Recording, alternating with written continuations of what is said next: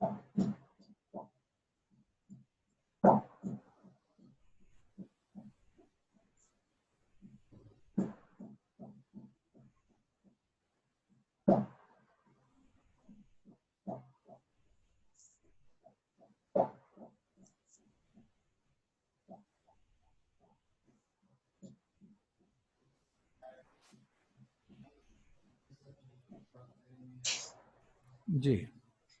अस्सलाम वालेकुम स्टूडेंट्स। सबसे पहले तो आप हैंड रेस करेंगे जिनको मेरी आवाज प्रॉपरली नहीं सुनाई दे रही। प्लीज रेज हैंड्स जो कि प्रॉपरली मेरी आवाज नहीं सुन पा रहे।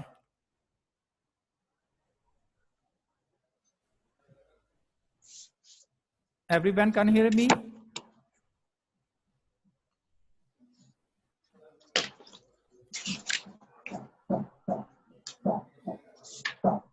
$720 Mubashir Iqbal, can you hear me? Yes, sir. Okay. Please raise hand. Who can hear me?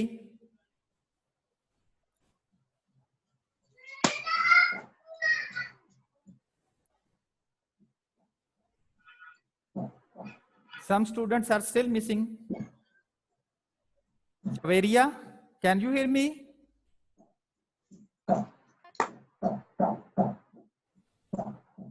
$709 Javeria.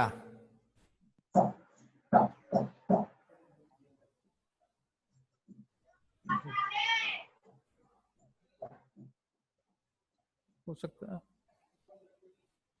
Yes, sir. हो सकता है जवेरिया कम हो सकती है। बच्चों की बातें आ रही हैं। ओके, मैं शुरू करूं लेक्चर?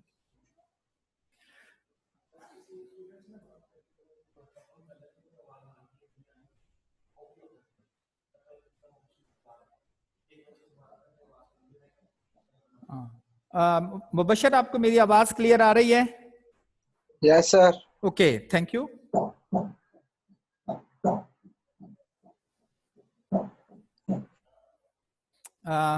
बिस्मिल्लाहिर्रहमानिर्रहीम। लेक्चर स्टार्ट करने से पहले आपका ये जो कोर्स है क्वांटिटेटिव मेथड्स, सबसे पहले तो मेरा brief introduction. I am Mohammad Arif और मैं यूनिवर्सिटी ऑफ एग्रीकल्चर फैसलाबाद में लास्ट 27 ईयर्स से वहां पर department of mathematics and statistics में as a permanent faculty members जो हैं वहां पर मैं टीचिंग कर रहा हूं। और इस टिप्स कॉलेज में ऑलमोस्ट मुझे 12 to 13 ईयर्स हो चुके हैं। क्वांटिटेटिव मेथड्स का जो कोर्स है वो मैं टीच करता हूँ। सबसे पहले तो ये जो आपका कोर्स है क्वांटिटेटिव मेथड्स, इसका एक ब्रीफ सा इंट्रोडक्शन ये है कि इस क्वांटिटेटिव मेथड जो कि 100 मार्क्स का टोटल कोर्स है, इसके दो पोर्शन है। एक स्टैटिस्टिक्स का पोर्शन है और एक मैथमेटिक्स का है, यानी कि दो हिस्से हैं इस कोर्स के, स्टैटिस्टिक्स और मैथमेटिक्स। आई नो कि मैथमेटिक्स का जो वर्ड है वो तो शायद बहुत सारे लोगों ने सुना हो, और इट मे बी कि ये जो स्टैटिस्टिक्स का वर्ड है ये बहुत सारे लोगों ने फर्स्ट टाइम अपनी एजुकेशनल लाइफ में सुन रहा है। No problem. कुछ लोग तो शायद इसको प्रॉपर तौर पर परफॉर्म भी ना, प्रोनाउंस भी ना कर सकें। कोई इसको स्टैटिस्टिक कह देता है, कोई स्टैटिक्स कह देता है। तो basically it is statistics. 100 marks का ये कोर्स है, दो पोर्शन है। स्टैटिस्टिक्स के भी 50 मार्क्स होंगे और मैथमेटिक्स के भी 50 मार्क्स होंगे।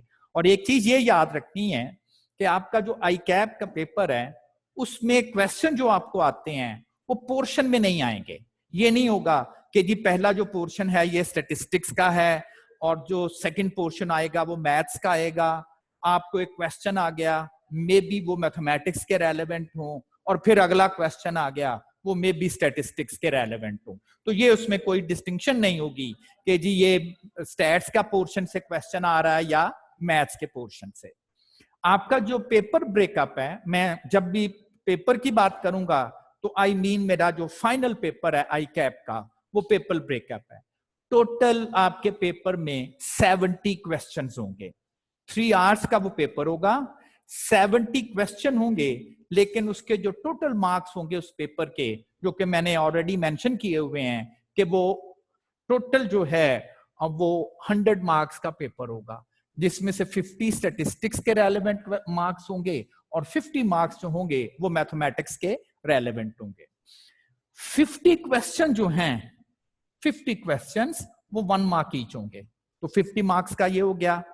10 क्वेश्चन जो हैं वो 2 मार्क्स ईच होंगे, तो 20 मार्क्स ये हो गए, और जो 10 क्वेश्चन है वो 3 मार्क्स ईच होंगे, तो दैट्स व्हाई 30 मार्क्स, तो 50 प्लस 20 प्लस 30, तो ये 100 मार्क्स का पेपर होगा। अब होगा क्या, जो 1 मार्क क्वेश्चन होंगे वो बड़े सिंपल से होंगे, मे बी आपको 5, 7, 10 सेकंड में ही आप वो क्वेश्चन सॉल्व कर लें, और जो 2 मार्क्स क्वेश्चन होंगे उसमें लिटिल बिट आपको थोड़ा सा एक कैलकुलेशन परफॉर्म करनी पड़ेगी, टाइम आपको लगेगा, तो टाइम जो है उसके लिए आप करेंगे, और फिर जो 3 मार्क्स के क्वेश्चन होंगे तो मे बी ये थोड़ा सा ज्यादा टाइम आपसे कंज्यूम करें।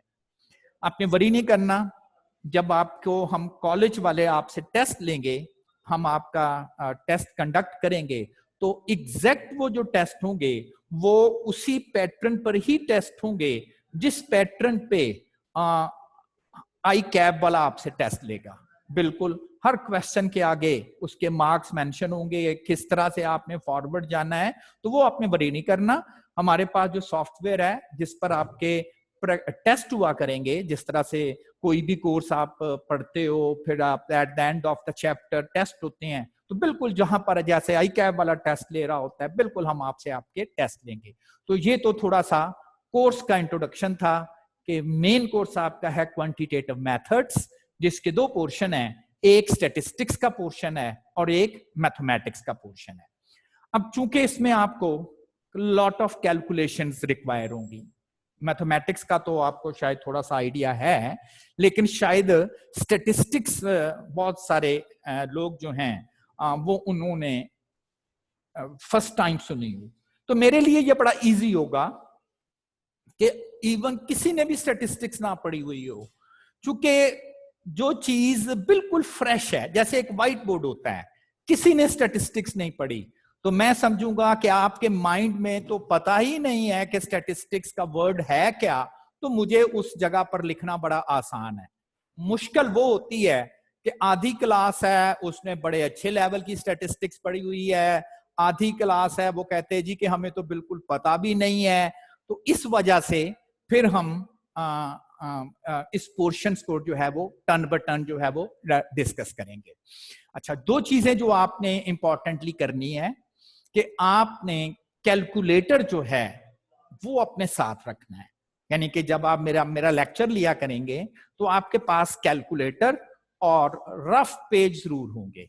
मैं आपको क्वेश्चन सॉल्व करने के लिए दूंगा, जिस तरह से एक्चुअली क्लास में भी मेरी यही हैबिट होती थी कि मैं क्वेश्चन सॉल्व करता था, फिर आपको कहता था कि नाउ सॉल्व दैट क्वेश्चन, तो बकायदा आप कैलकुलेटर्स पे अपने पेजेस पे वो क्वेश्चन सॉल्व करते हैं, और फिर जो भी उसमें आपको डिफिकल्टी आती है तो वो मुझसे आप डिस्कस किया करेंगे। तो इसलिए जब भी मेरे लेक्चर के लिए आपने बैठना है तो आपके पास कैलकुलेटर होना चाहिए और रफ पेज और पेंसिल जो है वो अवेलेबल होनी चाहिए। अब कैलकुलेटर कौन सा, आई कैप ने कैलकुलेटर्स कुछ रिस्ट्रिक्ट किए हुए हैं। आप कोई भी कैलकुलेटर जो है, स्पेशली प्रोग्रामेबल कैलकुलेटर जो है, वो आप नहीं ले जा सकते। तो बाकी बहरहाल बहुत सारे कैलकुलेटर्स जो हैं वो अलाउ हैं। आपने जो कैलकुलेटर परचेज करना है, जो कैलकुलेटर आपने लेना है, वो कैलकुलेटर आपने लेना है FX 991 ES प्लस, ये कैसियो का FX 991 EX प्लस। अच्छा, हो सकता है कि कुछ लोग कहें कि जी हमारे पास, आई नो कि मार्केट में जाहिर है आजकल शॉप्स ऑफ हैं, तो मैं थोड़ा सा वेट करूंगा कि कुछ हालात नॉर्मल हो जाए, मार्केट ओपन हो जाए और आप मार्केट से ये प्रॉपर वे से जो है वो परचेज कर सकें। तो आपने कैलकुलेटर जो लेना है वो FX 991 EX प्लस। अच्छा, मे बी आप मार्केट जाएं और दुकानदार कहे कि जी ये कैलकुलेटर या इस नंबर का कैलकुलेटर तो नहीं है, लेकिन आप ये वाला कैलकुलेटर ले जाएं, ये भी उसी तरह का ही है, तो फिर आपने एक काम करना है, जो कैलकुलेटर वो आपको दे कि ये मेरे पास 991 ES तो नहीं है, लेकिन ये कैलकुलेटर ले लें, ये भी उसी तरह का ही है, तो फिर आपने क्या काम करना है, उस कैलकुलेटर पे जो कि दुकानदार आपको कह रहा है कि ये भी इसी तरह का ही है, उसमें ना एक मोड की होगी, मोड बिल्कुल यहीं पर लिखा हुआ है, मोड।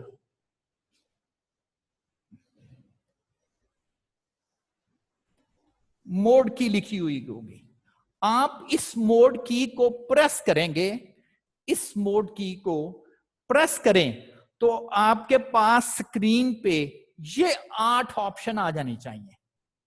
ये वाली 8 ऑप्शन जो हैं ये आपके पास स्क्रीन पर आनी चाहिए।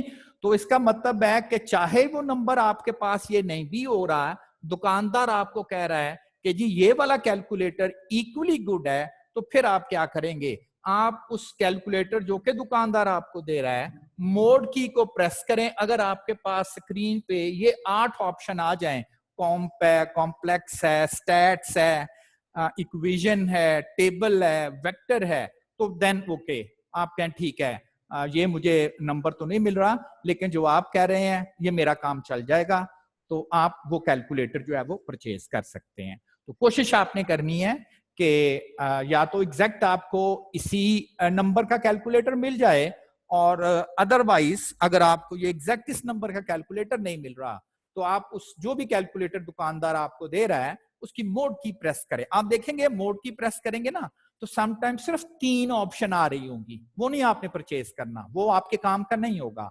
ये 8 ऑप्शन जो मैंने आपको स्क्रीन पर इस वक्त नजर आ रही हैं, अगर इस तरह की 8 ऑप्शन आ रही हैं तो दैट्स फाइन, आप कहेंगे ठीक है, ये मेरा काम चल जाएगा। तो पहला काम तो आपने यही करना है कि आपने कैलकुलेटर जो है वो आपके पास होने चाहिए। मैं 1-2 दिन वेट करता हूं, अपने दोस्तों से पता कर लें, किसी तरह से मार्केट से अरेंज कर लें, तो ये थोड़ा सा फिजिबल हो जाएगा। तो ये तो हो गया। इस पीछे मैंने आपको बता दिया कि कोर्सेज किस स्पीड चलेंगे, एंड देन मार्क्स डिस्ट्रीब्यूशन आपकी क्या है, और पढ़ने के लिए आपके पास कैलकुलेटर्स और होना चाहिए। अब चूंकि इसके 2 पोर्शन हैं, तो जो पहला पोर्शन होगा वो हम साइमल्टेनियसली नहीं स्टार्ट करेंगे, यानी कि हम पोर्शन बाय पोर्शन पढ़ेंगे। तो पहले हम स्टैटिस्टिक्स का पोर्शन पढ़ेंगे। स्टैटिस्टिक्स एक सब्जेक्ट का नाम है, जैसे मैथ्स है, जैसे फिजिक्स है, केमिस्ट्री है, बॉटनी है, ज़ूलॉजी है, तो स्टैटिस्टिक्स भी एक कोर्स का नाम है। तो इसमें हम देखेंगे कि क्या क्या चीजें जो है वो हम लोग डिस्कस करेंगे। जो पढ़ने का हमारा स्टाइल होगा, स्लाइड्स के थ्रू हम पढ़ेंगे, और जो स्लाइड में मटेरियल डिस्कस किया जाएगा वो ऑलमोस्ट वही मटेरियल होगा जो कि शायद आपको कॉलेज वालों ने कहा था कि आपने एक मटेरियल जो है वो परचेज करके ले जाना है। तो मुझे इन्फॉर्म किया गया है कि तमाम जो स्टूडेंट्स हैं वो शायद वो मटेरियल कॉलेज से लेके नहीं गए। वो मटेरियल क्या है? वो मटेरियल एक्चुअली मैंने अपने एक्सपीरियंस के साथ, जो 10-12 साल का मेरा एक्सपीरियंस है, आई कैप का पैटर्न मैंने देखा, किस किस्म के आई कैप क्वेश्चन करता है, तो मैंने उस एक कॉम्प्रिहेंसिव मटेरियल में आपको कोई फार्मूले अपनी कॉपियों पर लिखने की जरूरत नहीं होगी, स्लाइड्स पर वो फार्मूले अवेलेबल हैं, स्लाइड्स आपको मिल जाएंगी। वो जो मटेरियल आपको बुक फॉर्म में दिया गया है वो भी एज इट इज आपको वो मटेरियल अवेलेबल होगा, तो आपको इस चीज की वरी नहीं होगी कि कोई हमसे फार्मूला मिस हो गया है, लिखने में हमने कुछ थोड़ा सा स्लैगनेस दिखाई है, हम प्रॉपरली लिख नहीं सके, तो एज सच उसका कोई प्रॉब्लम नहीं आएगा। अच्छा, सबसे पहले तो आप मुझे ये बताएंगे रेस हैंड करके कि किन के पास वो मटेरियल नहीं है, यानी कि स्टिल बच्चों ने मटेरियल नहीं परचेज किया हुआ। एक तो आई कैप की बुक है, मैं उसकी बात नहीं कर रहा, वो एक कॉलेज मटेरियल था जिसको मैंने स्टडी मटेरियल कहा था। तो प्लीज रेज हैंड जिनके पास स्टिल स्टडी मटेरियल अवेलेबल नहीं है। निम्रा के पास मटेरियल इस वक्त नहीं है। 718 रोल नंबर भट्टी के पास नहीं है। ओके, और आई थिंक सो कि बाकियों ने मटेरियल और एक नोमान के पास नहीं है। बेटा आप लूज करोगे, आपके पास मटेरियल नहीं होगा, आप लूज करोगे अपने आप को। जितनी जल्दी हो सके कॉलेज की कैंटीन से वो मटेरियल आपको अवेलेबल है, और आप जितनी जल्दी हो सके वो आपने मटेरियल परचेज कर लेना है। क्यों? मैंने अपने लेक्चर्स के दौरान अपनी मटेरियल बुक भी अपने साथ रखनी है। मेरे पास भी वही मटेरियल होगा। मैं आपको कॉल किया करूंगा, ओपन द पेज 8। तो जब आप पेज 8 ओपन करेंगे, मेरे पास भी पेज 8 होगा, तो मैं जो डिस्कशन कर रहा हूँ तो आपको पता होना चाहिए कि वो डिस्कशन जो है वो क्या रही है। तो 3-4 लोगों के पास स्टिल मटेरियल नहीं है, तो उनको एडवाइस किया जा रहा है कि वो प्रॉपर टाइम पर आके कॉलेज से अपना मटेरियल ले लें। और कैलकुलेटर्स का मैंने आपको बोल दिया है कि कैलकुलेटर्स जो है या तो प्रॉपर इस नंबर का, और अदरवाइज अगर वो नहीं है, कोई और आपको अल्टरनेटिवली मिल रहा है, तो कम से कम उसकी मोड की प्रेस करके आप ये देख सकते हैं कि क्या ये आपको इक्विवेलेंटली गुड कैलकुलेटर है। अगर है तो आप लोग इसे यूज कर सकते हैं। अच्छा, अब स्टैटिस्टिक्स का कोर्स स्टार्ट करने से पहले सिर्फ मैं ये जानना चाहूंगा कि आपकी क्लास में से कितने स्टूडेंट ऐसे हैं जो कि ऑलरेडी किसी ना किसी लेवल पे, चाहे उन्होंने इंटर में पढ़ा है या ग्रेजुएशन की हुई है या कोई और डिग्री की हुई है, और उन्होंने स्टैटिस्टिक्स का कोर्स जो है वो ऑलरेडी पढ़ा हुआ है। प्लीज रेज हैंड जिन्होंने स्टैटिस्टिक्स का कोर्स। मैं कोई आपको क्वेश्चन नहीं करूंगा, मैं थोड़ा सा एक माइंड अपना बनाना चाहता हूं ताकि मुझे यह पता चल सके कि टोटल मेरी क्लास में कितने स्टूडेंट ऐसे हैं जिन्होंने ऑलरेडी स्टैटिस्टिक्स का जो कोर्स है वो किसी ना किसी लेवल पे जो है वो ऑलरेडी पढ़ा हुआ है।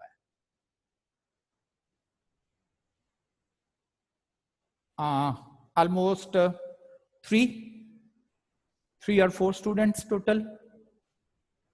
ओके, 3 or 4 स्टूडेंट्स जो हैं वो उन्होंने इस कोर्स को जो है वह पढ़ा हुआ है। 4 नोमान भी इसमें अब शामिल है। ओके, ठीक है, मुझे थोड़ा सा गैस हो गया। अच्छा, ये मैं ना बी केयरफुल, मैं आपको रोल नंबर से कॉल किया करूंगा, आपका नाम शायद नहीं लिया करूंगा, मैं आपको रोल नंबर से कॉल किया करूंगा। तो फिर आपको अलर्ट रहना है कि जी मेरा रोल नंबर जो है वो क्या है। तो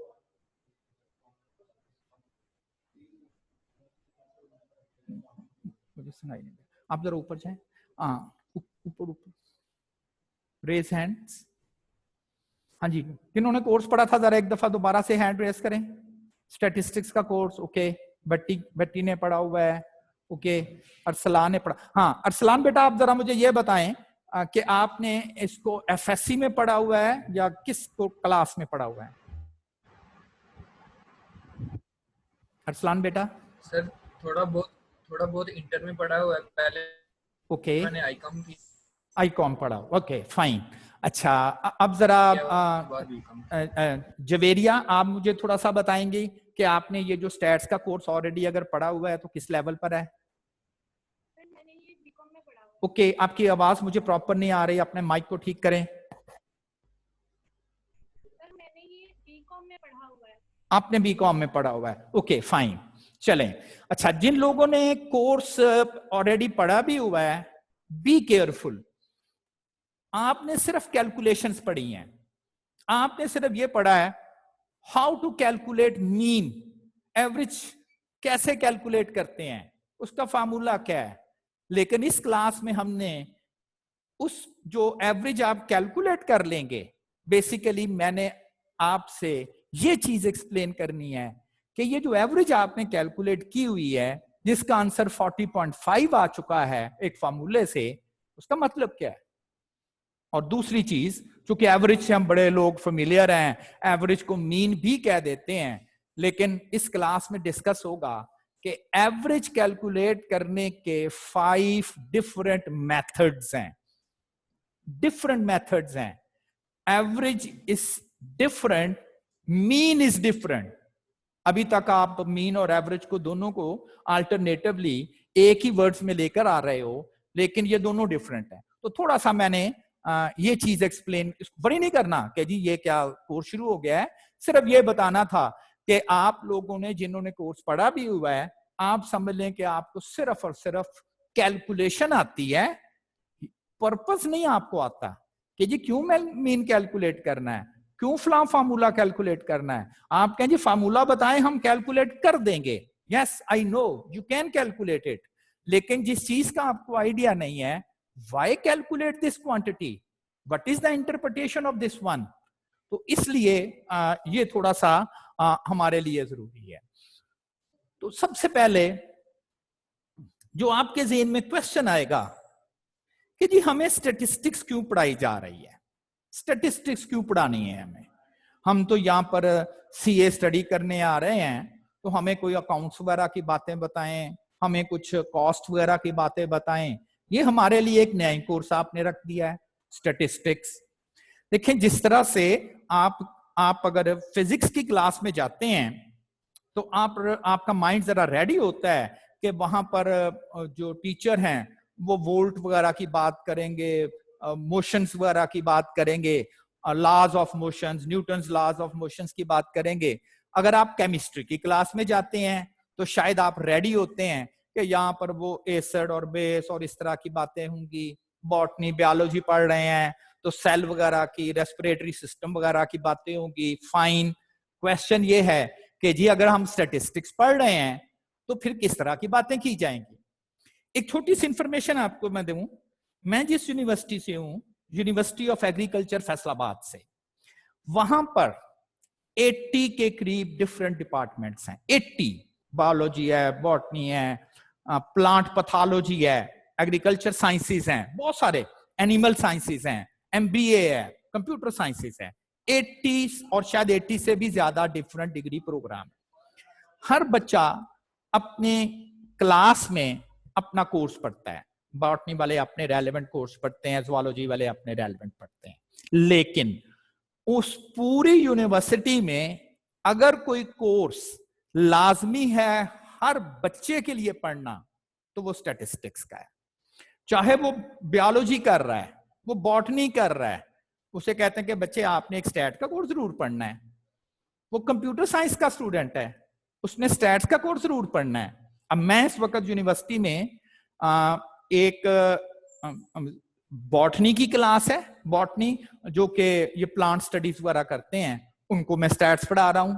और एक मेरे पास कंप्यूटर साइंसेस की क्लास है। जिस तरह आपकी अभी बिफोर टाइम आपका टीचर आपको आईटी की क्लास, कंप्यूटर की क्लास टीच कर रहा था, लेकिन वो क्लास भी मुझसे जो है वो स्टैट्स का कोर्स पढ़ती है। तो इस एग्जांपल का मतलब ये है एक्चुअली कि ये जो स्टैटिस्टिक्स का कोर्स है वो किसी स्पेसिफिक फील्ड के लिए नहीं है, किसी खास फील्ड के लोगों के लिए नहीं है। वो एक जनरल कोर्स है, सब लोग पढ़ते हैं। इवन अगर कोई बच्चा मेडिकल साइंसेस में चला जाता है, डॉक्टर बनने के लिए चला जाता है, तो एक स्टेज आती है, उसे भी कहा जाता है कि भी अब आपने क्या करना है, आपने जरा एक स्टैट का कोर्स पढ़ना है। और इसी तरह से कोई इंजीनियरिंग यूनिवर्सिटी में चला जाता है तो उसको भी कहा जाता है आपने जरा एक स्टैट का कोर्स पढ़ना है। तो कहने का मकसद ये है कि ये जो स्टैटिस्टिक्स का कोर्स है ये एक जनरल कोर्स है, कोई स्पेसिफिक नहीं है कि जी ये सिर्फ इन लोगों को ही पढ़ाया जा सकता है, बाकी लोगों को नहीं पढ़ाना हमने। तो क्वेश्चन यही है कि जी एक बात आपको क्लियर कर दी, चाहे आपका ताल्लुक आप समझ लें बिजनेस स्टडीज टाइप है, अकाउंटिंग टाइप है, लेकिन पढ़नी आपको भी स्टैटिस्टिक्स है। अब क्वेश्चन है जी व्हाई। इसकी एग्जांपल ये है, लेट्स सपोज कोई कहीं से आपको एक पेज मिलता है कागज, और उसके ऊपर कोई बड़ी ही इंपॉर्टेंट इंफॉर्मेशन लिखी हुई है, किसी भी तरह की, किसी भी रेलेवेंट, लेकिन बहुत इंपॉर्टेंट, बड़ी इंपॉर्टेंट इंफॉर्मेशन उसके ऊपर मेंशन है। लेकिन वो जिस लैंग्वेज में मेंशन है, जिस जुबान में वो लिखी हुई है, पर्शियन है या संस्कृत जुबान है, तो आपको तो चूंकि वो लैंग्वेज नहीं आती पढ़नी, तो फिर वो जो इंफॉर्मेशन है बड़ी इंपॉर्टेंट, लेकिन आपके लिए तो वो एक रद्दी का कागज है। इसलिए रद्दी का कागज है कि वो आपको पढ़ना ही नहीं आता, आपको पता ही नहीं है कि ये क्या लिखा हुआ है, तो आपके लिए तो वो बिल्कुल फजूल है। लेकिन अगर आपको वो लैंग्वेज सिखा दी जाए जो कि उस पेपर के ऊपर लिखी हुई है, और आपको वो लैंग्वेज जब पढ़नी आ गई है, उसके बाद जब आपने वो कागज पढ़ा है, तो कहा यार ये तो बड़ा ही इंपॉर्टेंट था, ये तो हम ऐसे ही इसको समझ रहे थे, ये तो रद्दी का कागज है। वो तो अब हमें पता चला ये तो एक बहुत यूजफुल इंफॉर्मेशन है, ये तो एक बहुत यूजफुल नॉलेज था, जो कि हम इसलिए नहीं हमें समझ आ रही थी कि ये हम रद्दी का कागज क्या है। तो ये एक रीजन है कि जी वो लैंग्वेज आपको मैंने अब सिखानी है। कौन सी लैंग्वेज? ऐसी लैंग्वेज जो आपको डेटा पढ़ना सिखा दे। डेटा मैंने आपकी आईटी की, मैं जब आपकी आईटी की क्लास हो रही थी तो मैं भी जरा अपनी तैयारी के लिए बैठा हुआ था, तो डेटे का वर्ड उन्होंने भी बोला था, रॉ फैक्ट्स, बिल्कुल सही है। तो आपको डेटा पढ़ना सिखा दे। जैसे कोई डेटा है, डेटा क्या चीज है? रॉ फैक्ट्स हैं। ये देखें, ये डेटा है, ऐसे ही मैंने नंबरों का ढेर लगा दिया है, 4 3 2 2 5 2 5 40 60। तो ये डेटा है। अब डेटा हर फील्ड में लोग इकट्ठा करते हैं, हर फील्ड में लोग जो है वो डेटा लेकर आते हैं। अब अगर मैं आपसे ये पूछूं कि जी बताओ जरा, ये एक एक्सपेरिमेंट किया गया है, उस एक्सपेरिमेंट से आपने ये रीडिंग सारी नोट कर ली हैं, बताएं जी क्या है? आप कहें जी हमें तो कुछ नहीं, ये तो एक नंबरों का ढेर ही नजर आ रहा है। और हमें क्या नजर आ रहा है? ये तो हमारे लिए तो ये फजूल नंबर लिखे हुए हैं बस, कभी 5 लिखा हुआ, कभी 2 लिखा हुआ, कभी 6। ये वही बात है कि एक पीस ऑफ पेपर है, उसके ऊपर एक कुछ लिखा हुआ है, और आप कह रहे हैं ये रद्दी का कागज है। शायद आप समझते हैं कि ये किसी पीर साहब का तवीज है कि जी ये तवीज गले में डाल लेंगे तो वो क्या कोरोना वायरस भाग जाएगा, तो ये पीर साहब ने कोई तवीज लिख के दे दिया है। तो ये तवीज नहीं है, ये एक डेटा है। लेकिन आपको समझ इसलिए नहीं आ रही कि आपको डेटा पढ़ना नहीं आ रहा। मैं ये नहीं कह रहा कि आप कहीं पढ़ तो रहे हैं 4 3 2 5, चलें ओके, पढ़ के बताएं फिर क्या मैं इससे समझूं। यस, स्टैटिस्टिक्स अब वो लैंग्वेज है जो कि आपको डेटा पढ़ना सिखाएगी, ये बताएगी कि इस डेटा सेट में क्या क्या रखा हुआ है, इस डेटा सेट में क्या है। देखने में तो ये एक नंबरों का ढेर नजर आ रहा है इस वक्त, ये नंबरों का एक हीप लगा हुआ है। आप कहते हैं जी इसमें हमें तो कुछ चीज नजर नहीं आ रही, बस नंबरों का एक ढेर लगा हुआ है। तो उस नंबरों की ढेर की हमको क्या जरूरत है? फॉर एग्जाम्पल, आप मार्केट जाते हो और मार्केट में आपको मोटर बाइक की जरूरत है। आप दुकानदार के पास जाते हो, जाके कहते हो यार मुझे मोटर बाइक खरीदनी है, आप जरा मुझे मोटर बाइक ले दें। अब वो दुकानदार आपको क्या करता है कि आपको कहता है जी ये जरा मोटर बाइक के टायर ले लें, ये मोटर बाइक की बैटरी है, ये मोटर बाइक की हेडलाइट है, ये उसका चाबी है, ये बाकी चीजें हैं, ये बाकी चीजें हैं, ये बाकी चीजें हैं। आपको वो ये सारी चीजें एक बैग में डाल के और आपके हवाले कर देता है। कहता है ये लें जी। आप कहें जी मैं इसका क्या करूं? क्या ये मोटरसाइकिल के स्पेयर पार्ट्स नहीं है? बिल्कुल। क्या आप अब कहेंगे ना कि ये तो आपके लिए यूजलेस है? यस, फिलहाल ये चीजें आपके लिए यूजलेस हैं, इसका आपको फिलहाल कोई फायदा नजर नहीं आ रहा। आप कहें जी मैं इसका क्या करूं, मुझे तो इसका कोई एडवांटेज या फायदा नहीं है।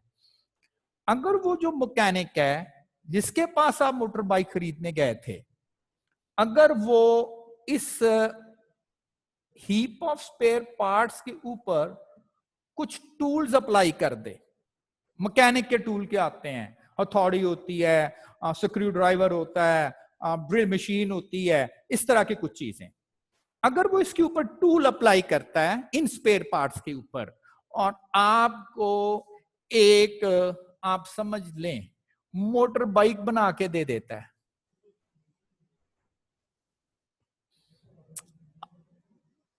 ये मोटर बाइक बना दी उसने, आप कहेंगे हाँ ये ठीक है।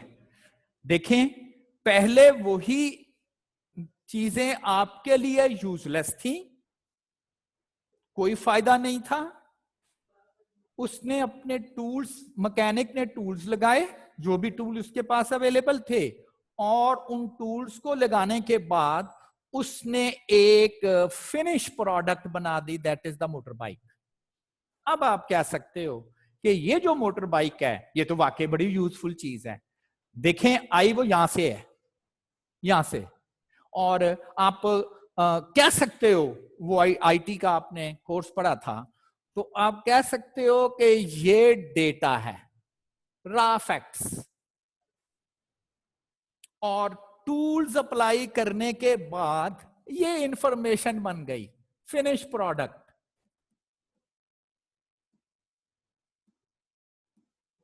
ये इंफॉर्मेशन आपके लिए बन गई फिनिश प्रोडक्ट। वो आईटी के टीचर ने भी कुछ ऐसा ही कहा था, लेकिन उन्होंने दरमियान में ना कंप्यूटर का वर्ड लिखा था। भाई कंप्यूटर क्या है? टूल। कन्वर्ट किया, डेटे को एक इंफॉर्मेशन बना दी, टूल लगा दिए। अब हर एक के टूल अलग हैं। ये मैकेनिक के टूल थे, ये मैकेनिक के टूल थे। और अब हमने अब पढ़ना है कि जी हमारे पास भी कुछ डेटा है। अब वो हमारे पास कौन सा डेटा है? ये हमारे पास डेटा है। अब इसके ऊपर भी हम टूल लगाएंगे, और जब इसके ऊपर हम टूल लगाएंगे तो ये जो डेटा सेट है ये एक बड़ी यूजफुल इंफॉर्मेशन में कन्वर्ट हो जाएगा।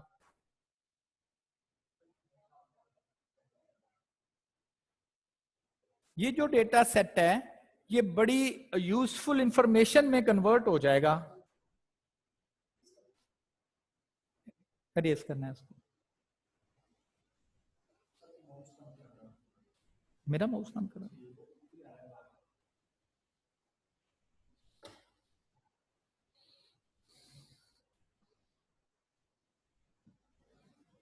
जी, तो उसमें बड़ी यूजफुल इंफॉर्मेशन से हम, तो अब हम करेंगे क्या, इस डेटा के ऊपर हम टूल लगाएंगे। मैकेनिक के टूल नहीं, हथौड़ी नहीं इसके ऊपर लगाएंगे, इसके ऊपर स्क्रू ड्राइवर नहीं लगाएंगे। इसके ऊपर अगर हम लगाएंगे तो statistical tool, stats, subject, tools, फार्मूले। तो इसके इस डेटा के ऊपर अब हम कुछ स्टैट्स के फार्मूले लगाएंगे। वो वरी करने की जरूरत नहीं है कि जी ये क्या है, ये मैंने जरा स्टैट के फार्मूलों के नाम लिखे हुए हैं। तो मेरे पास एक बल्क था, एक डेटा था, हीप ऑफ नंबर्स थे, कुछ समझ नहीं आ रही थी। तो इसके ऊपर स्टैटिस्टिकल टूल्स अप्लाई करने के बाद हमने इस डेटा सेट को इंफॉर्मेशन बनाई। और तीन चार चीजें हमने वहां से निकाल ली कि जी इस डेटा में सबसे छोटी वैल्यू जो है वो 1 है, सबसे बड़ी वैल्यू 40 है, एक आउटलायर वर्ड है। यस, आप इससे फेमिलियर नहीं हैं, कोई बात नहीं, मैं ये सारी चीजें आपसे 1 बाय 1 करके डिस्कस करूंगा। तो कहने का मकसद ये है कि स्टैटिस्टिक्स ऐसा सब्जेक्ट है जो कि आपको ये बताता है कि जब आप रॉ फैक्ट्स डेटा इकट्ठा कर लेते हैं तो उस डेटा को देख के तो कोई चीज समझ नहीं आती, लेकिन उसको जब आप स्टैटिस्टिकल टूल अप्लाई करते हैं तो देन उसमें से बड़ी यूजफुल इंफॉर्मेशन आप लोग जो है वो कैलकुलेट कर लेते हैं। एक छोटी सी एग्जांपल है, फर्ज करें क्रिकेट का एक बैट्समैन है, उसने कोई 40-50 मैच खेले हुए हैं। आपको पूछा जा रहा है कि यार ये कैसा बैट्समैन है, इसकी बैटिंग कैसी है, तो आप कहते हैं जी कि जरा डेटा तो बताएं। फर्ज करें मैं आपको उस बैट्समैन ने जिसने 40-50 मैच खेले हुए हैं, मैं बता देता हूं कि जी पहले मैच में उसने 30 स्कोर किया, फर्स्ट मैच में। ये आगे क्यों स्लाइड जा रही है? पहले मैच में उसने 30 स्कोर किया, सेकंड मैच में उसने 40 किया, फिर वो 0 पर आउट हो गया, नेक्स्ट में 10 किया, फिर 70 किया, एंड सो ऑन। बताएं ये कैसा बैट्समैन है? क्या ये आपके पास डेटा? देखें, इसको देख के कोई समझ नहीं आ रही। इसकी बजाय अगर आप इसके ऊपर एक टूल लगा लें स्टैट्स का, मीन, बिल्कुल मीन स्टैट का एक टूल है, और आपके पास उसकी मीन आ जाता है 42। क्या ये इस 42 को देख के नहीं आप डिसाइड करेंगे कि हाँ जी चूंकि जी इसके एवरेज 40 के राउंड अबाउट है तो ये एक अच्छा ही बैट्समैन नजर आता है? ओके, तो देखें डेटा से आप कोई चीज डिसाइड नहीं कर पा रहे थे, लेकिन इंफॉर्मेशन को देखते हुए आपने जरूर ये कहा है कि जी ये चीजें जो हैं वो आपके पास हैं। आप जरा नोट करें, आजकल जो आपके क्या पूरी दुनिया में ये जो कोरोना वायरस आ रहा है, वो शाम को आपको वो टीवी स्लाइड्स पे चल रहा है कि जी आज इंग्लैंड में इतने लोग इफेक्ट हुए, इतने रिकवर हुए, इतने ये हुए। तो वो क्या करते हैं, सारा दिन डेटा इकट्ठा करते हैं और शाम को बैठ के एक फिगर आपको दे दी जाती है, इंफॉर्मेशन, कि जी इतने % ठीक हो गए हैं, इतने % ये हो गए हैं, इतने % ये हो गए हैं। तो वो आपको इंफॉर्मेशन है और आप फौरन कह रहे हैं ओके फाइन, फलां मुल्क में बड़ी जल्दी ये स्प्रेड कर रहा है और फलां जगह ये इसकी जो स्प्रेड है वो इतनी कम। तो क्या आपने फौरन डिसीजन नहीं किया, डेटा को देख के नहीं, इंफॉर्मेशन को देख के, वो चंद लाइनें जो आपको मिल रही हैं, बस स्टैट ने यही काम करना है। अब थोड़ा सा समझ गए होंगे कि मेरी यूनिवर्सिटी में लोग फिजिक्स, बॉटनी, ज़ूलॉजी पढ़ते हैं, वो रीडिंग लेते रहते हैं, वो एक्सपेरिमेंट करते रहते हैं, रीडिंग लेते रहते हैं। तो 2000 3000 रीडिंग आ गई, नंबर आ गए, उनका टीचर पूछता है हाँ जी एक्सपेरिमेंट हो गया, खत्म हो गया जी, क्या नंबर आया? ये जी मैंने 30,000 डेटा रीडिंग्स इकट्ठी कर ली, 15 20 25 30 50। टीचर कहता अच्छा बताओ फिर आपके एक्सपेरिमेंट की फाइंडिंग्स क्या है, कंक्लूड करो। अब वो कैसे करे कंक्लूड? डेटा कलेक्ट करना तो आता है, क्या नहीं आता? डेटा पढ़ना नहीं आता उसे ये नहीं पता कि इस पे क्या करें। तो फिर दैट्स वाई हम उसको स्टैटिस्टिक्स पढ़ाते हैं और उसे ये बताते हैं कि भाई इस डेटा सेट के ऊपर ये वाले आप स्टैट्स के टूल अगर अप्लाई करोगे, इससे ये वाली इंफॉर्मेशन आप एक्सप्लोर कर सकोगे और फिर उस इंफॉर्मेशन को देखते हुए आप फौरन डिसाइड कर सकेंगे कि जी किस तरह से आपने क्या डिसीजन जो है वो करना है। तो मैं अब इसको वाइंड अप करता हूं कि स्टैटिस्टिक्स एक ऐसा सब्जेक्ट है जो रॉ फैक्ट्स, जिसे आप डेटा कह लें, उस पर हमें टूल्स प्रोवाइड करता है। मैं जब स्टैट्स के टूल्स कहता हूं तो उससे मुराद होती है फार्मूला, हमें फार्मूले प्रोवाइड करता है कि हम उस डेटा सेट से यूजफुल इंफॉर्मेशन जो है वो एक्सट्रैक्ट कर सकें। यही चीज मैंने नेक्स्ट स्लाइड में लिखी हुई है। Statistics is a way to get information from data raw facts. देखें, रॉ फैक्ट्स था डेटा, उस डेटा के ऊपर क्या अप्लाई हुआ? स्टैटिस्टिक्स के टूल्स, और स्टैटिस्टिक्स के टूल्स ने उस डेटा सेट को क्या कर दिया? फिनिश प्रोडक्ट में कन्वर्ट कर दिया, इंफॉर्मेशन में कन्वर्ट कर दिया। क्या करनी है इंफॉर्मेशन आपने?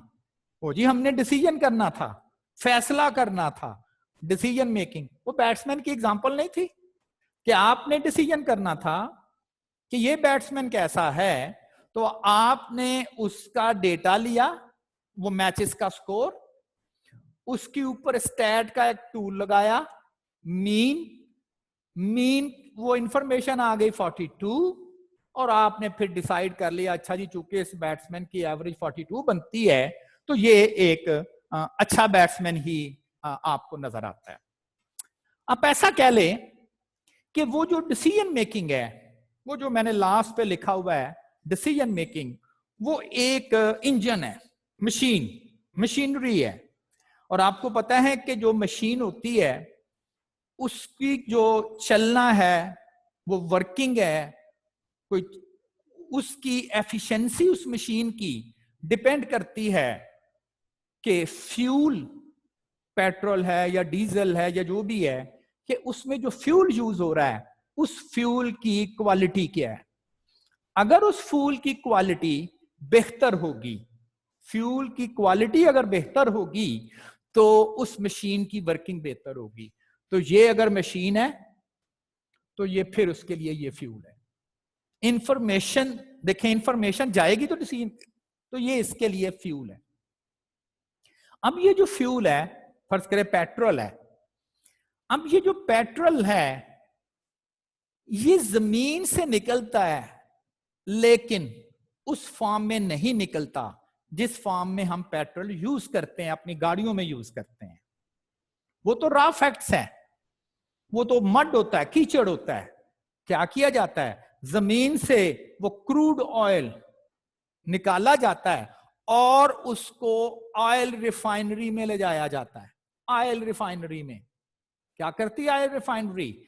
ऑयल रिफाइनरी उसके ऊपर मुख्तलिफ प्रोसीजर करती है, मुख्तलिफ टूल अप्लाई करती है, और मुख्तलिफ टूल अप्लाई करने के बाद उस क्रूड ऑयल से एक फिनिश प्रोडक्ट बन जाती है।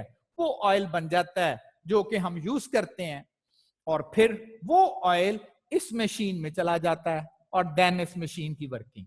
जितना अच्छा ऑयल की क्वालिटी होगी उतनी ही अच्छी जो है वो मशीन जो है वो उसकी वर्किंग होगी।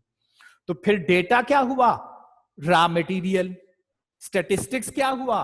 वो टूल जिसने इस रॉ मटेरियल को एक फिनिश प्रोडक्ट में बदला। वो फिनिश प्रोडक्ट हमने क्या करनी थी? वो फिनिश प्रोडक्ट हमने डिसीजन मेकिंग के लिए जो है वो यूज करनी थी।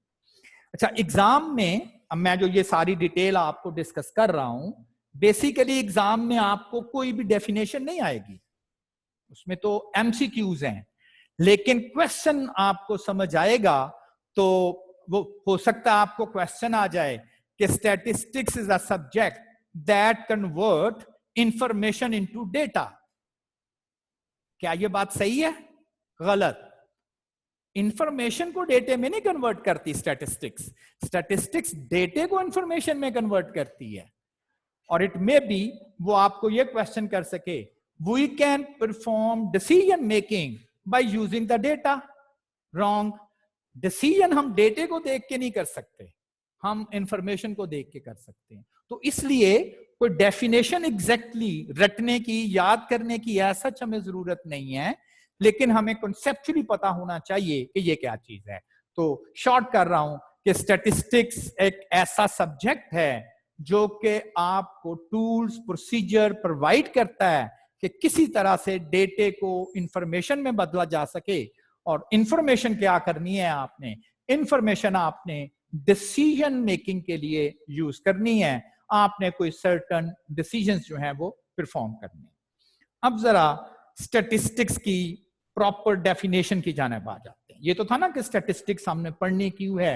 अब आपको भी समझ आ गई होगी। आप किसी कंपनी में जाते हैं और वहां पर मुख्तलिफ 10, 12, 20 कंपनी का पिछला साल का सारा डेटा आपके पास फाइलों में पड़ा है। मैनेजर कहता है यार जरा इसकी एक रिपोर्ट समरी तो बना के लाओ। तो वो आपको एक्चुअली बताऊं क्या कह रहा है? वो कह रहा है ये डेटा नहीं चाहिए मुझे, वो इंफॉर्मेशन चाहिए। अच्छा, एक और जरा बड़ा अच्छा आइडियली एग्जांपल सुने। आजकल कोरोना वायरस चल रहा है, वो बड़ा उसका शोर मचा हुआ है, और आपका जो प्राइम मिनिस्टर है वो आपको कह रहा है कि जी एक्सपेक्टेड है, होपफुल हैं कि by the end of this अप्रैल इसकी जो तादाद है वो लाइक 50,000 के राउंड अबाउट हो जाएगी। ये कैसे? Can you imagine? ये स्टैटिस्टिक्स ने बताया उनको। स्टैटिस्टिक्स के फार्मूले हैं हमारे पास जो करंट इंफॉर्मेशन को देखते हुए ऐसी इंफॉर्मेशन कैलकुलेट करके आपको बता सकते हैं जो कि इन फ्यूचर में आपके काम आएंगे। तो वो इस बेस पर है। तो हर रोज रिपोर्टें बनती हैं, पूरे कंट्री से क्या इकट्ठा होता है? डेटा। फिर वो डेटे को वो शाम को बैठ के रिपोर्ट बनाई जाती है। वो प्राइम मिनिस्टर के सामने ये सारा कुछ नहीं रख दिया जाता कि जी एक केस कोरोना का वहां से है, एक यहां से है, एक यहां से है।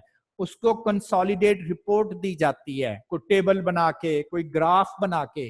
यस, टेबल बनाना, ग्राफ बनाना, ये भी स्टैट्स के टूल्स हैं।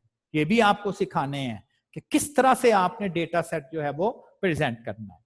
अब हम स्टैटिस्टिक्स की प्रॉपर डेफिनेशन की जानिब आते हैं।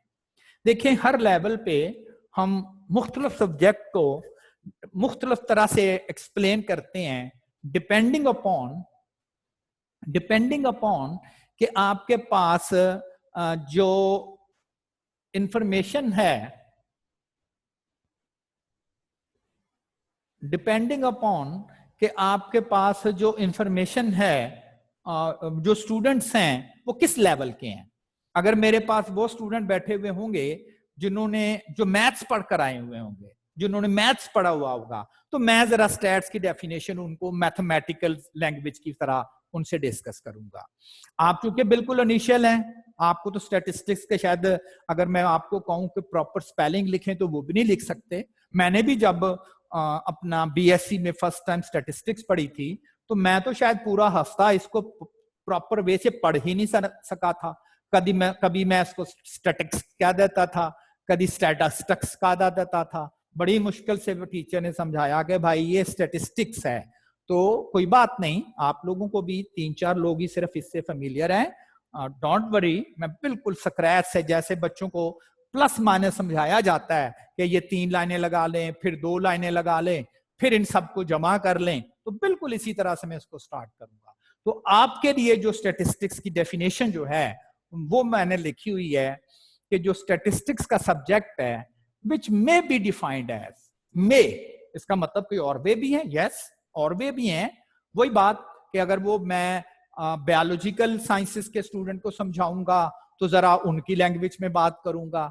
आप स्टूडेंट को मैं ले रहा हूं कि आप जरा बड़े लेमैन हैं, जनरल पब्लिक हैं, जनरल स्टूडेंट हैं, कोई स्पेसिफिक फिलहाल आपका सब्जेक्ट नहीं है, तो फिर इसलिए मैंने आपके लिए जो डेफिनेशन रखी है may be defined as a science. हाँ, एक होती है साइंस, एक होता है आर्ट। साइंस में जो सब्जेक्ट्स हैं, साइंस के जो स्टेप्स होते हैं वो फिक्स होते हैं। साइंस में आप अपनी मर्जी नहीं कर सकते। आप ये नहीं कर सकते अच्छा जी पहले ये कर लेते हैं, फिर ये कर लेते हैं, फिर ये कर लेते हैं, ऐसा नहीं है। साइंस के जो स्टेप्स हैं, साइंस के जो प्रोसीजर्स हैं वो वेल डिफाइन होते हैं कि जी पहले ये काम करना है, फिर ये काम करना है, फिर ये और 6 काम करना है। आर्ट, तजर्बा, उसमें कोई फिक्स स्टेप नहीं होते। हर कोई अपने तजर्बे की बेस पर, कोई कहता जी मेरा तजर्बा कहता है पहले ये कर लेते हैं, इससे बेहतर हो जाएगा। दूसरा कहता जी नहीं मेरा तजर्बा ये कहता है। तो इस तरह से साइंस और आर्ट में फर्क है। साइंस के सब्जेक्ट वेल डिफाइन होते हैं, साइंस के प्रोसीजर फिक्स होते हैं, हम अपनी मर्जी से उनकी तरतीब चेंज नहीं कर सकते। लेकिन जो आर्ट होता है उस आर्ट में आपकी मर्जी होती है। इंसान एक्सपीरियंस के साथ कह देता जी मेरा तजर्बा ये कहता है, दूसरा कहता नहीं जी मेरा एक्सपीरियंस ये कहता है, दैट्स ऑल। तो साइंस वेल डिफाइंड सब्जेक्ट्स होंगे। कहते हैं कि साइंस में हम अपने बुजुर्गों के कंधों पे खड़े होकर काम करते हैं, अपने फोर फादर्स के कंधों पे खड़े होकर काम करते हैं। आप कहेंगे ये तो बड़ी बदतमीजी है जी कि दादा अबू के कंधों पे खड़े हो जाना हमने। नहीं, इसका मतलब ये है कि जो हमारे फोर फादर्स ने, हमारे साइंटिस्ट ने ऑलरेडी चीजें डेवलप कर ली हैं, Newton's law, boys law, Charles law, ये ऑलरेडी हमारे साइंटिस्ट ने चीजें डेवलप कर ली हैं। अब अगर फर्ज करें हमने कोई काम करना है तो हम अपने काम को प्रोसीड करने के लिए लिख देंगे according to the Boyle's law. अब ये तो नहीं करेंगे कि जी उसको प्रूफ करने बैठेंगे पहले जी बॉयज लॉ प्रूफ तो करें ये सही भी है कि गलत है। वो ऑलरेडी काम हुआ है, हम उससे आगे चलेंगे। तो इसे मैं कह रहा हूं कि हम अपने बुजुर्गों के कंधों पर खड़े होकर काम कर रहे हैं। जो उन्होंने कर दिया है हमारे लिए हम उसको बार बार नहीं करेंगे। देखिए तजर्बा नहीं किसी को शेयर किया जा सकता, तजर्बा नहीं किसी को बताया जा सकता, तजर्बा आने से आता है। जैसे कोई क्रिकेटर है, पहला मैच खेल रहा है, कोच 100 मैच खेलनी है, उसका बड़ा तजर्बा है, लेकिन वो ये तो नहीं कर सकता कि आपके 100 मैचों का तजर्बा जो है वो पहला मैच खेलने वाले क्रिकेटर के अंदर जो है वो इंजेक्शन से इंजेक्ट कर दे। तो ऐसा तो नहीं ना पॉसिबल। जब तक वो बैट्समैन खुद नहीं 4-4, 5-5, 10-10 मैच खेलेगा उसे एक्सपीरियंस नहीं होगा। तो साइंस जिसमें हम कहते हैं वेल डिफाइंड सब्जेक्ट्स होते हैं। अब इस साइंस के जो वेल डिफाइंड सब्जेक्ट हैं इसमें करते हम क्या है, ये बात आपको पहले बता दी गई कि स्टैटिस्टिक्स का काम क्या है कि स्टैटिस्टिक्स ने डेटा, रॉ फैक्ट्स लेके उसे इंफॉर्मेशन में कन्वर्ट करना है, और इसलिए कन्वर्ट करना है ताकि आप लोग उसमें से यूजफुल इंफॉर्मेशन ले सकें, और इसलिए यूजफुल इंफॉर्मेशन ले सकें ताकि आप कुछ सर्टेन डिसीजंस जो हैं वो हम लोग जो है वो परफॉर्म कर सकें। अच्छा, इसमें जो अब पहला जो काम होगा स्टैटिस्टिक्स में वो होगा कि डेटा की कलेक्शन कैसे करनी है, डेटा कलेक्ट कैसे करना है। क्या कोई प्रॉपर वे है डेटा कलेक्ट करने के? यस, प्रॉपर वे है। डेटा कलेक्शन की गई है। देखिए आजकल वो आपका जो पीएम है, प्राइम मिनिस्टर है, वो कह रहा है जी कि हम वो लोग जो डेली वेजेस हैं, मजदूर हैं, दिहाड़ीदार हैं, उनको हम फाइनेंशियल सपोर्ट करेंगे, पैसा देंगे। अब किसको देकर आए? क्या वो डेटा कलेक्शन नहीं हो रही? वो कह रहे हैं जी आप अपना एमएस करें, अपना नाम लिखें, अपना आईडी कार्ड नंबर लिखें, फिर हम फलां जगह मैच करेंगे, और जब वो सारा डेटा उनके पास आ जाएगा वो उसको प्रोसेस करेंगे, वो बनाएंगे। अब हर कोई, मैं अपना आईडी कार्ड नंबर लगा के भेज देता हूं, वो मेरा वो डेटा बेस पे चेक करते हैं, पता चलता है मैं तो गवर्नमेंट एम्प्लॉई हूं, तो वो मुझे तो नहीं मेरे पर नहीं बिलीव करेंगे। तो वो जो रॉ फैक्ट्स जाएंगे, वो 2 3 4 करोड़ लोगों का डेटा जाएगा। वो डिसीजन करने से पहले कि किन किन लोगों को फाइनेंशियल सपोर्ट देनी है, वो उसकी पहले इंफॉर्मेशन बनाएंगे, किसी ना किसी तरह से उसको चेक करके कहेंगे कि ये फाइनली हमारे पास एक रिपोर्ट आ गई है, इसकी बेस पे अब हम ये डिसीजन करेंगे। डिसीजन करेंगे किस बेस पे? इंफॉर्मेशन की बेस पे, डेटा की बेस पे नहीं। तो वो कैसे उन्होंने टेबल बनाने हैं, कैसे काम करना है, तो उसमें भी वो स्टैटिस्टिक्स के टूल्स वगैरह, कैलकुलेशंस वगैरह इसमें यूज करेंगे और फिर इंफॉर्मेशन बना के काम करेंगे। तो पहला काम आपको सिखाना है, पहला ये हम सिखाएंगे, ये हमने स्टेप करने हैं। तो पहला काम आपको बताया जाएगा कि डेटा कलेक्शन जो है वो उसको करने के मेथड कौन कौन से हैं। तो ये हमारा पहला काम होगा स्टैटिस्टिक्स का। सेकंड, डेटा तो चले आपने कलेक्ट कर लिया, प्रेजेंट कैसे करना है, लिखना कैसे है, बताना कैसे है किसी को। देखें, फर्ज करें आपके पास बहुत सारी इंफॉर्मेशन है, आप ये इंफॉर्मेशन किसी को कम्युनिकेट करना चाहते हैं, बताना चाहते हैं, आपने 2 घंटे लगाए और वो इंफॉर्मेशन आपने दूसरों को कम्युनिकेट कर दी। दूसरा शख्स कहता है यार ये जो बात तुमने 2 घंटों में सिखाई है, मैं सिर्फ 10 मिनट मुझे दें आप, मैं विद इन 10 मिनट्स ये सारी की सारी इंफॉर्मेशन एक बड़े ही प्रॉपर वे से मैं प्रेजेंट कर देता हूं। तो हम कहेंगे नहीं यार ये बड़ा अच्छा उसने प्रेजेंट किया है। एक बात जो हमें उसने घंटा लगा के भी शायद प्रॉपर ना समझाई, वो ही बात उसने 5 मिनट में समझाई। तो मैं भी ऐसे ही करूंगा। जब हम डेटा कलेक्ट कर लेंगे, इतना बड़ा नंबर हमारे पास आ जाएगा, तो अगला काम अब ये होगा कि यार ये नंबर अब लोगों को भी बताने हैं, ये नंबर अब लोगों को समझाने भी हैं। तो कौन सा प्रोसीजर अडॉप्ट किया जाए जिससे हम डेटा सेट को प्रॉपरली वे से प्रेजेंट कर सकें। तो हम आपको प्रेजेंटेशन ऑफ डेटा भी सिखाएंगे, how to present your data. एक छोटी सी एग्जांपल है, आप फर्ज करें क्रिकेट मैच बड़े शौक से देखते हैं और आपकी आज कल क्लासेस चल रही हैं, आप कॉलेज में हैं, पीछे क्रिकेट मैच हो रहा है और आप अपने छोटे भाई को कह आते हो कि यार ये जो क्रिकेट मैच है उसके लिए जरा मेरे लिए सारा रिकॉर्ड करके रखना, ताकि मैं आके देख सकूं कि कितने कितने ओवर्स में क्या क्या स्कोर हुआ है। वो आपका छोटा भाई आपके लिए बड़ी एफर्ट करता है। उसने एक कॉपी पकड़ी और लिख लिया कि जी पहले ओवर में पाकिस्तान ने 5 स्कोर किया, दूसरे ओवर में 3 स्कोर किया, थर्ड ओवर में 9 रन किए एंड सो ऑन। 50 ओवर का मैच था और उसने आपको इतनी एफर्ट की कि एक एक ओवर का उसने आपके लिए रिकॉर्ड रख लिया। आप घर गए और उसे कहा कि हाँ भी जरा बताओ आज पाकिस्तान ने क्या परफॉर्म किया। उसने आपके आगे कॉपी रख दी, पहले ओवर में 5, दूसरे में 3, फिर 9, फिर 6, फिर 10, फिर 12। तो क्या रखा आपके सामने उसने? डेटा। यस, उसने आपके आगे डेटा रख दिया और डेटा रख दिया आपके लिए, उसने डेटा प्रेजेंट कर दिया। जबकि उस गरीब ने एफर्ट तो बड़ी की, बड़ी डिटेल लगाई आपके लिए, लेकिन आपको कोई खास समझ ना आई। तो फिर स्टैटिस्टिक्स आपको सिखाती है कि भाई डेटा प्रेजेंट ऐसे ना करो कि देखने वाला वैसे ही परेशान हो जाए।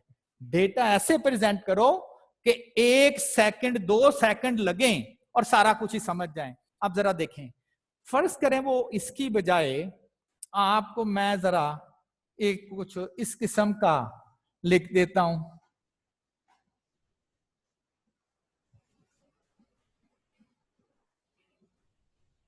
ये ओवर्स हैं,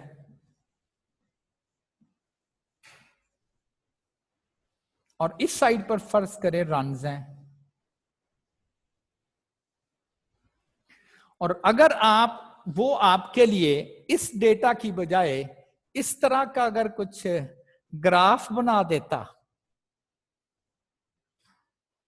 तो क्या आप फौरन ना समझते कि यार 40 ओवर तक तो पाकिस्तान की जो रन थी वो 5, 5.5 के करीब, 6 के करीब ही चले हैं, लेकिन 40 ओवर के बाद जो है वो बड़ा बूस्ट किया है, मे बी 12-12, 13-13 रन किए हुए हैं।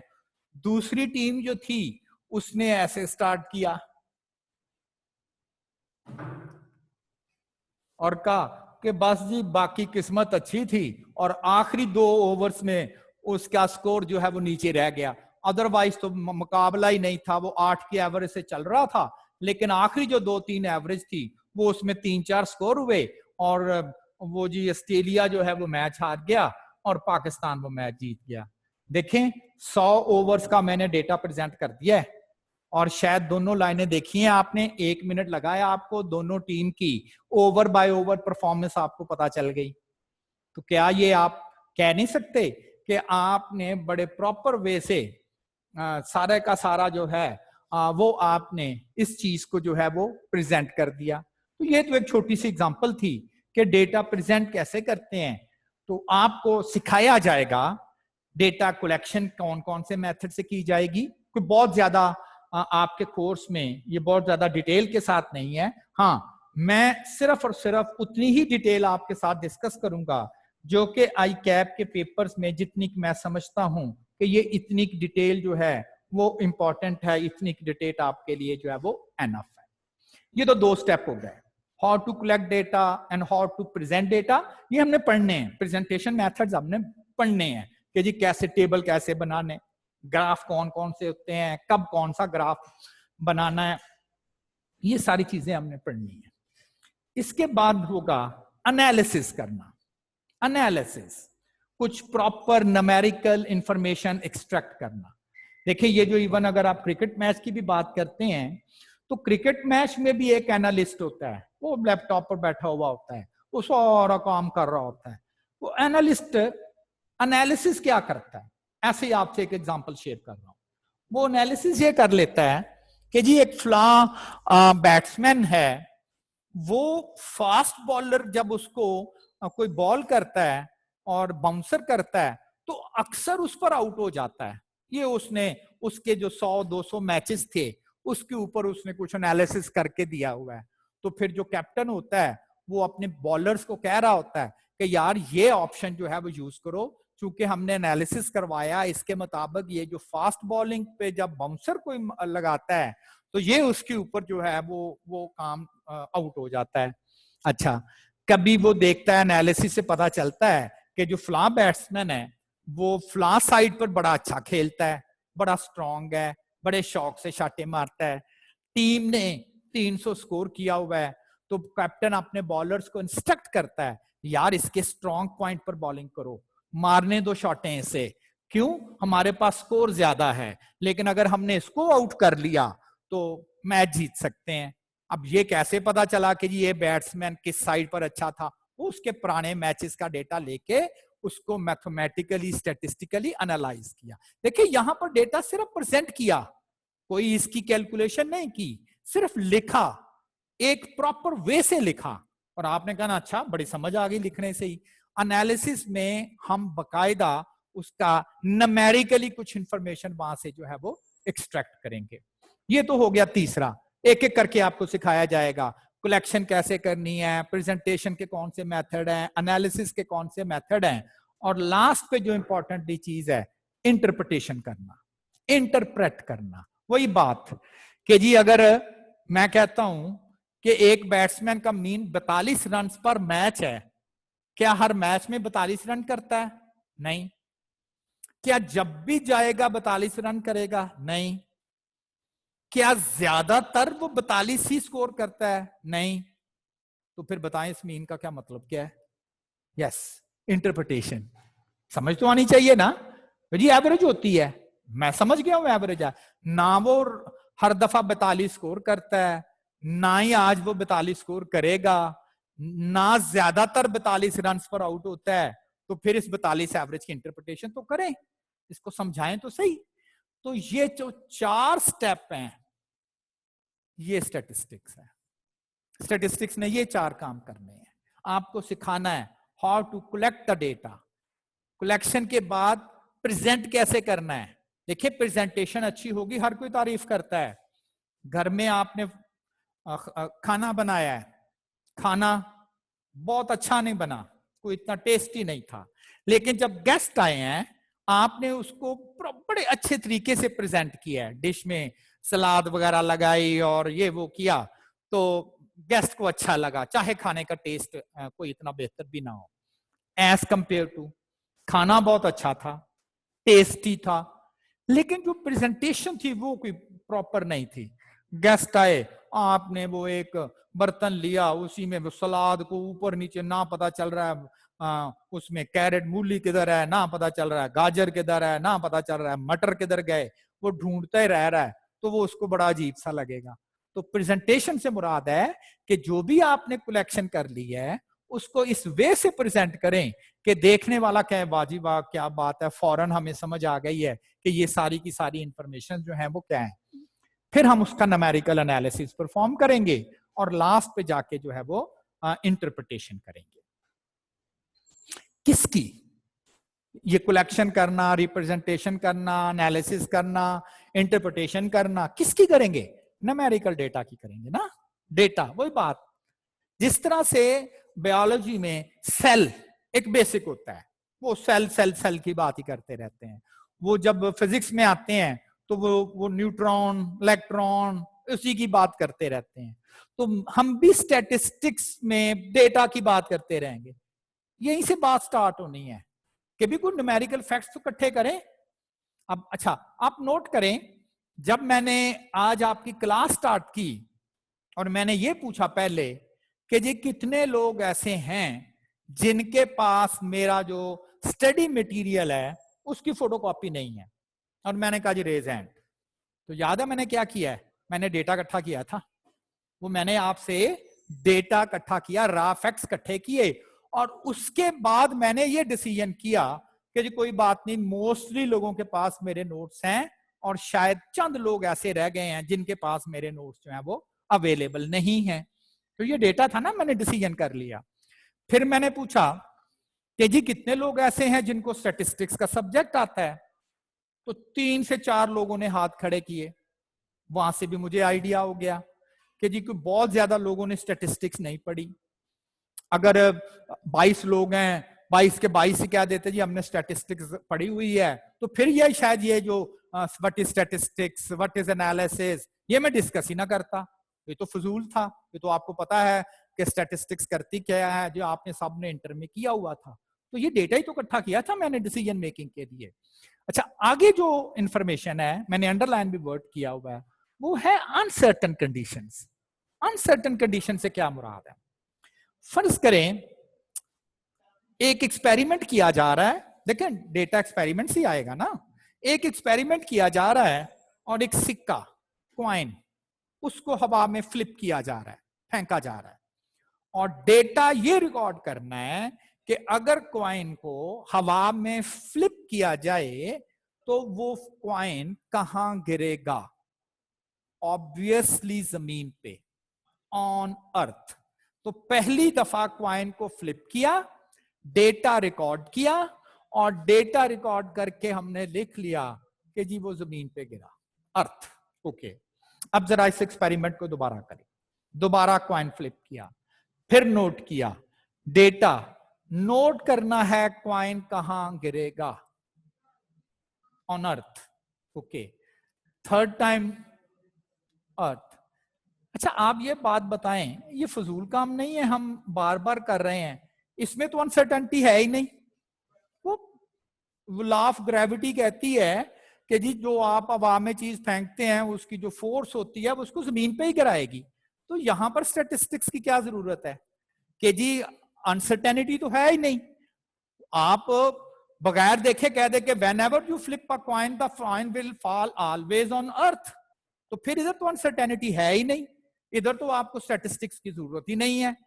एक बैट्समैन है, खेलने जाता है, 40 स्कोर किया पहली इनिंग्स में, दूसरी में 40, तीसरी में 40। जब भी खेलने जाता है 40 स्कोर करता है, तो मुझे बताएं यहां मीन की क्या जरूरत है, आपको ग्राफ की क्या जरूरत है? अनसर्टेनिटी यहां पर कहां पर है? कहीं पर भी नहीं है।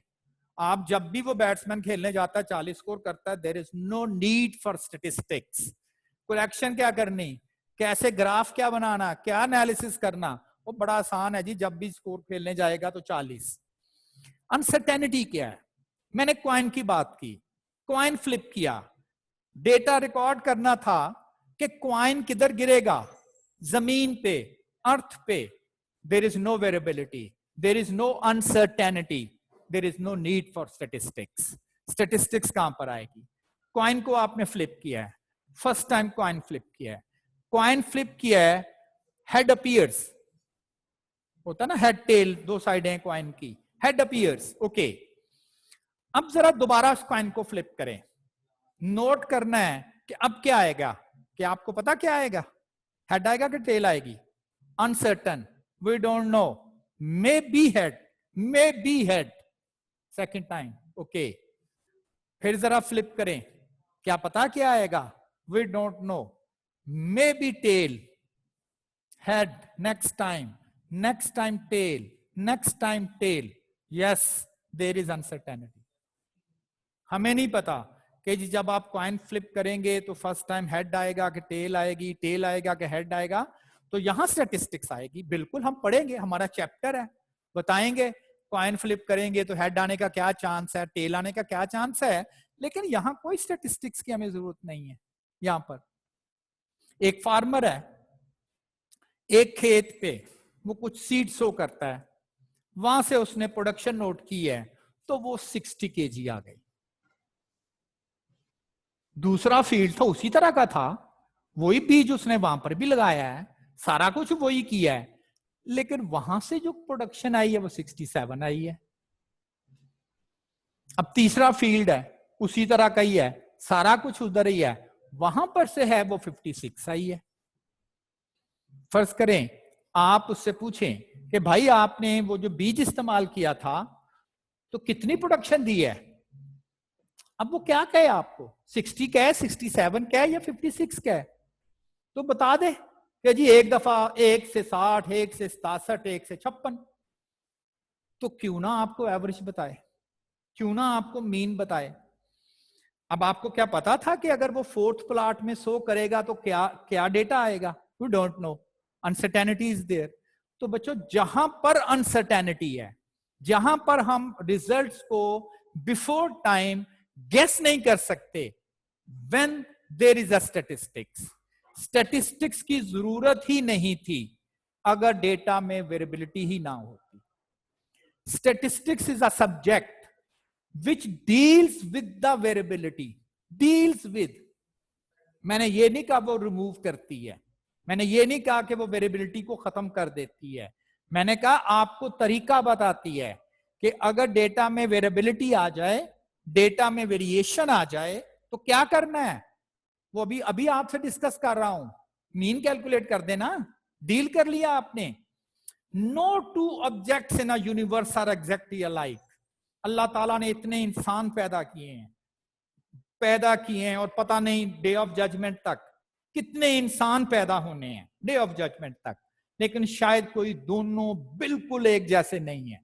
तो वेरिएशन, वेरिएबिलिटी तो अल्लाह ताला को भी पसंद है। अगर वेरिएबिलिटी ना होती तो इस दुनिया का चार्म ना होता, मैं तो ये कह सकता हूं।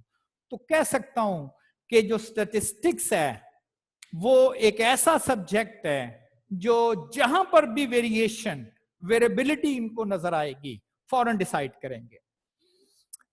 इफ दे वर सेम, अगर वो वहां एक जैसे होते, then there would have been no statistical problem, statistic की जरूरत ही नहीं थी। अब देखें डेटा से डिसीजन मेकिंग की एक और एग्जांपल। कोरोना वायरस का एक पेशेंट आया, हॉस्पिटल ने ट्रीट किया, डेटा रिकॉर्ड किया, बाकी भी उसकी एज भी नोट की, फलां नोट किया और पूछा भाई हाँ तुम्हारा एड्रेस क्या है, किस इलाके से आए हो? ओ जी गुलाम अहमदाबाद से। ठीक है जी। एक और हॉस्पिटल में पेशेंट आ गया, उसका भी सारा डेटा इकट्ठा किया, एड्रेस नोट किया, कहां से आए हो? इस्लामाबाद से। ठीक है जी। एक और हॉस्पिटल में पेशेंट चले गया, तो शाम को सारे हॉस्पिटल का डेटा इकट्ठा होके एक सेंट्रल लोकेशन पर आ गया और पता चला कि आज फैसलाबाद में टोटल कोई 70 नए केसेस कोरोना वायरस के आइडेंटिफाई हो गए। ठीक है जी। अब इसके बाद जब उन्होंने उसको जरा एक प्रॉपर टेबल की फॉर्म में देखा तो पता चला उनमें से 60% केसेस ऐसे थे जो कि गुलाम अहमदाबाद के इलाके से आए, उस इलाके से आए। तो क्या मैनेजमेंट को ये चीज डिसीजन करने में फोर्स नहीं करेगी कि जी उस मोहम्मदाबाद का, गुलाम अहमदाबाद का जो इलाका है उसे लॉकडाउन कर दिया जाए? There is something wrong with that. Note किया जाए क्या है। तो पता चला जी उस इलाके में वो जो कुछ लोग थे, वो जो जायरीन थे ईरान से आए थे और उनके टेस्ट नहीं हुए, सारे रिश्तेदार उनको, ज्यादातर रिश्तेदार उनको गुलाम अहमदाबाद में रहते थे, वो उनको जरा मिलने चले गए, वो इफेक्ट हुए। वो लोग आगे जाके अपने दोस्तों में गए, वो इफेक्ट हुए। तो एक बहुत बड़ा नंबर जो है वो गुलाम अहमदाबाद में कोरोना वायरस का आ गया। तो गवर्नमेंट को डिसीजन मेकिंग में हेल्प हुई कि हम उसको जो है वो ब्लॉक कर दें। तो फौरन उन्होंने ये डिसीजन कर लिया। तो घबराना नहीं है। ये आप ये ना समझें कि ये बहुत ज्यादा थ्योरी है। ये चूंकि अभी आपके पास कैलकुलेटर्स नहीं है और बाकी इक्विपमेंट अभी नहीं है, तो थोड़ी बहुत आपको अंडरस्टैंडिंग पॉइंट ऑफ व्यू से कि सिर्फ अगर आप ये समझें, तो आज मैंने ये आप में एक इंटरेस्ट पैदा की है कि आपको स्टैटिस्टिक्स क्यों पढ़नी है। Simple is that, to convert data into information. अच्छा, अब आपने मुझे ये बताना है कि कितने लोग ऐसे हैं, रेस हैंड करके, कि जिनके पास मेरा जो बताया हुआ कैलकुलेटर है, यानी कि वो 991ES वाला कैलकुलेटर, या अगर वो नहीं है तो आप अपने कैलकुलेटर का मोड बटन प्रेस करेंगे और देखेंगे कि क्या वो 6-7 ऑप्शन आ रही हैं कि नहीं आ रही। तो काइंडली रेज हैंड जिनके पास मेरा स्पेसिफिक नंबर का बताया हुआ कैलकुलेटर या वो जो मोड का बटन प्रेस करते हैं और उनके पास वो 8 ऑप्शन आ जाती हैं, वो जरा रेज हैंड करेंगे ताकि मुझे आइडिया हो कि how many of you have the calculator. Okay, 721 के पास है, 720 Mubashir has the same specific type calculator. Javeria, you have?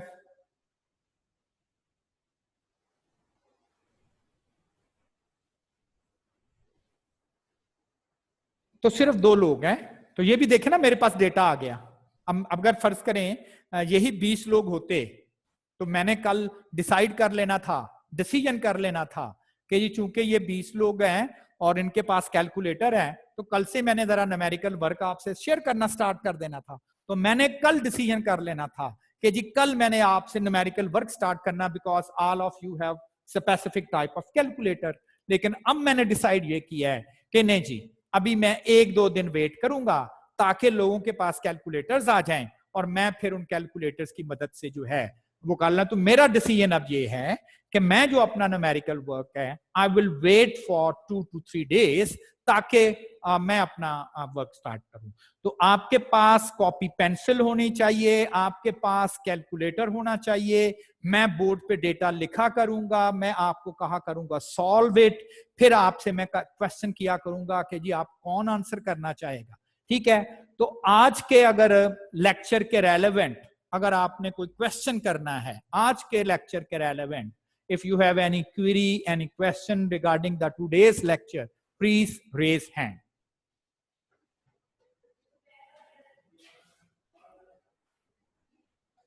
नम्रा का माइक जी, नम्रा आपने रेज हैंड किया है, आपको कोई क्वेश्चन है, क्यूरी है? Namra, can you hear me? Sir मैंने कैलकुलेटर के लिए किया था तब। Okay, fine. फाइन, आपके पास मेरी जो स्पेसिफिक है वो कैलकुलेटर आपके पास अवेलेबल है, ऐसा ही है ना? Yes, sir. Okay, fine. Now 7:32. Have some query Zahir. आपका क्वेश्चन जहीर, मैं सुन रहा हूं आपकी आवाज। उमैर जहीर, मैं आपकी आवाज सुन रहा हूं, आप क्वेश्चन करें। आई थिंक एक्सीडेंटली उसने रेज हैंड किया है। चलें, ठीक है जी, फाइन। तो आज का लेक्चर्स जो है वो यहीं तक, और इंशाल्लाह हम कल यहीं से जो है वो इसको स्टार्ट किया करेंगे। थैंक यू वेरी मच जी, अल्लाह हाफिज।